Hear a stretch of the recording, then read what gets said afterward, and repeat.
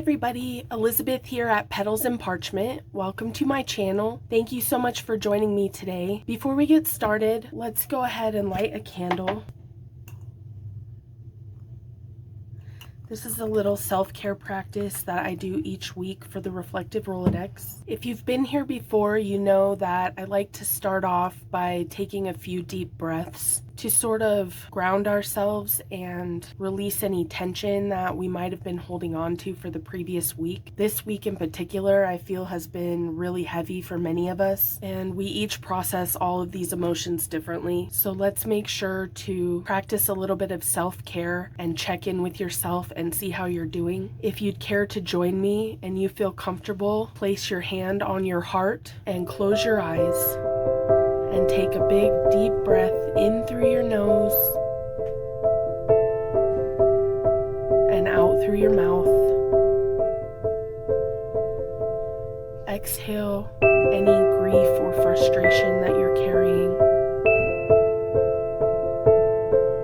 Let's get ready to create with intention and hope. Take a big deep breath in through your nose. Let it out through your mouth, and with it, releasing any anger that you might be harboring.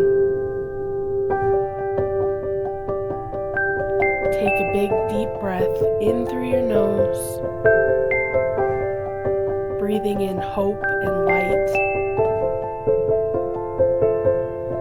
Exhale through your mouth. How are you feeling?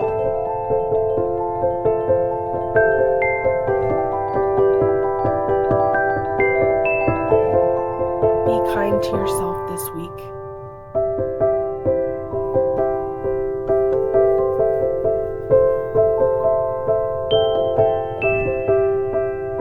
Take a big deep breath in through your nose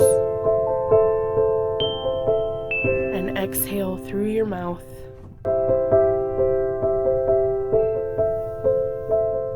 Thank you for this day. Thank you for this chance to use these supplies that bring me joy and help me express myself. When you're ready, open your eyes and let's get started. Here are the journaling prompts for September. This week, the prompts are centered around reflecting through connection. This explores how relationships mirror our growth and offer support during transitions. I'm not going to talk about the journaling prompts, but feel free to select one if you'd like. I don't wish to discuss the events of the past week, but I do want to acknowledge that this week has been heavy for many of us. Some events in the public square have stirred grief and anger and uncertainty, and each of us processes these moments differently, and I think everyone can agree that it feels like the wind is shifting. And I just wanted to say that no matter each of our backgrounds or our beliefs, all of us want safety and meaning in our lives and hope for the future, and we all have the capacity to choose how we respond to change. One of the quotes that I found while deciding what to do today was a Chinese proverb that says, "When the winds of change blow, some build walls and others build windmills." And I think of a time when I had a storm in my life. It was actually just the week before this. And are you going to build a wall and try to block it and protect yourself? Or are you going to build a windmill and harness those things? What would it look like to build that windmill? And so that's what we're going to focus on today. So first I'm going to build a little bit of a wall texture. I do have a stencil that has this little brick wall here. If you don't have this, you could use an embossing folder if you have an embossing and die cutting machine. If you don't have an embossing folder, perhaps you have a piece of craft foam and you can fashion bricks by making creases in the foam, and then you can stamp it onto your card, or you can draw bricks with a pencil or a marker here if you want to follow along. You don't have to build up this wall and this texture at all if you don't want to, but that's the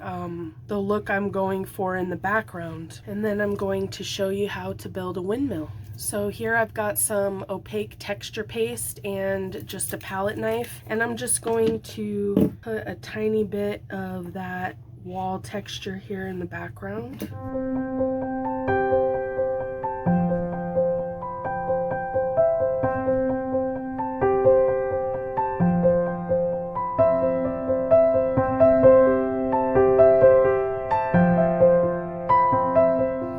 Okay, so I follow this really lovely artist who is paints little rocks, little stones to help rescue animals, and she uses one of these like fidget popper things to hold her paint. And so I got one and I put a drop of alcohol ink in it and a little bit of rubbing alcohol. This is the Crimson Ranger alcohol ink that I'm using. I just put a single drop in here and a few drops of alcohol, and this is a tool that we actually used a few weeks ago, and I don't want to waste it, so I kept it. I thought that will come in handy for mixed media at some point, so I'm just going to use it to color the bricks a little bit.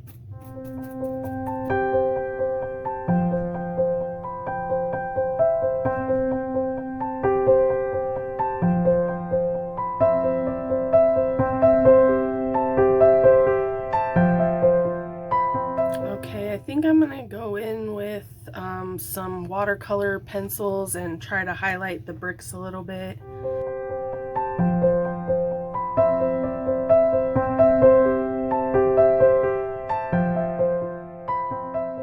I do think I would like some splashes in the background, so I'm getting my white splash paint that I made just by combining a little gesso white paint and water.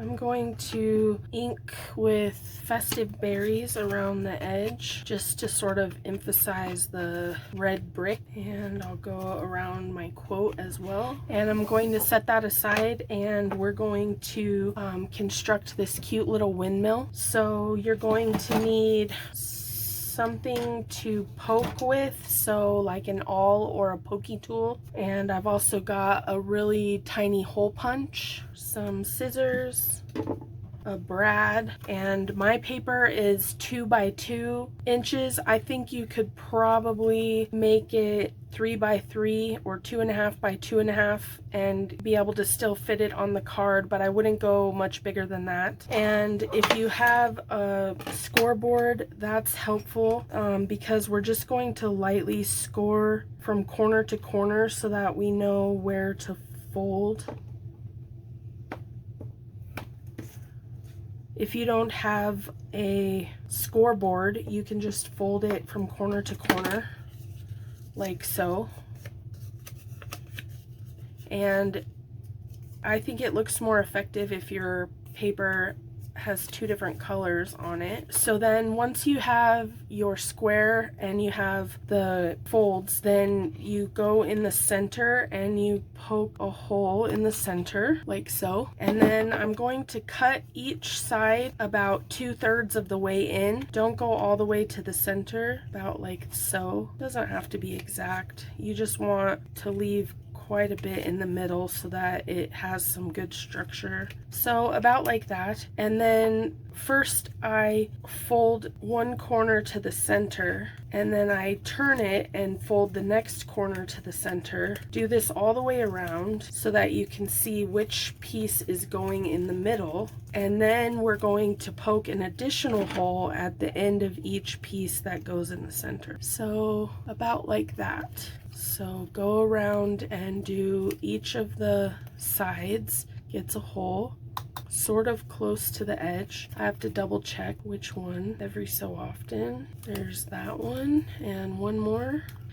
Okay, so now we have a total of 5 holes, and the super tricky part is getting the brad in all of the holes. So what I found works is to grab them all first with my awl, pokey tool, get them all lined up with the center hole,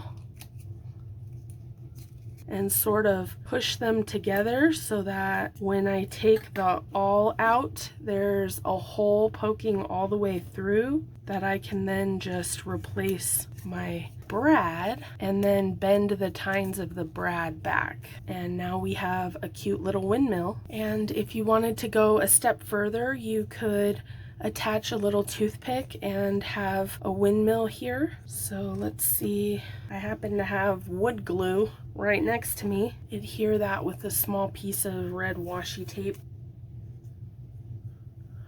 It's not a functioning windmill, but it is very cute with this stick.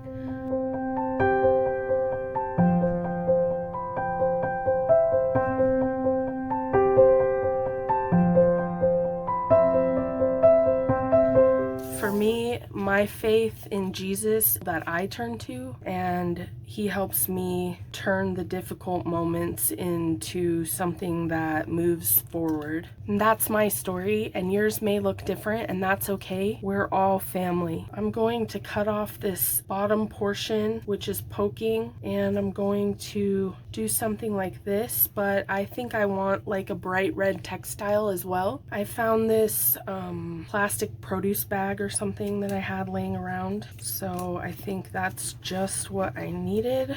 Let me get this stuck down. It took a lot of courage for me to share my faith with you today, but it was something that I felt called to do.